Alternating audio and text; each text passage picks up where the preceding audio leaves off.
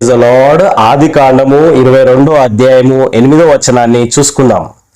అబ్రహాము, నా కుమారుడా, దేవుడే దహన బలికి గొర్రెపిల్లను చూసుకున్నని చెప్పెను. దేవునికి స్తోత్రం, మహిమ కలుగును గాక. ఇక్కడ అబ్రహాము విశ్వాసం ద్వారా మాట్లాడుతున్నాడండి.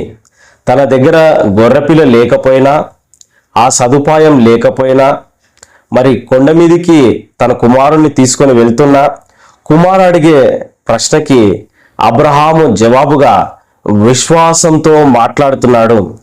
నా కుమారుడా, గొర్రెపిల్లను దేవుడే చూసుకుంటాడు. ఆమెన్, హల్లెలూయా. దేవునికి స్తోత్రం. మనము కొండ మీదకి వెళ్తున్నాము, మన దగ్గర గొర్రె లేదని కుమారుడు ప్రశ్నిస్తా ఉన్నాడు. ఈ సందర్భాన్ని మనము ఆలోచన చేస్తే, అబ్రహామును దేవుడు పరీక్షిస్తా ఉన్నాడు. అబ్రహామా, నీ కుమారుని నాకు దహన బలిగా ఇవ్వు అని చెప్పినప్పుడు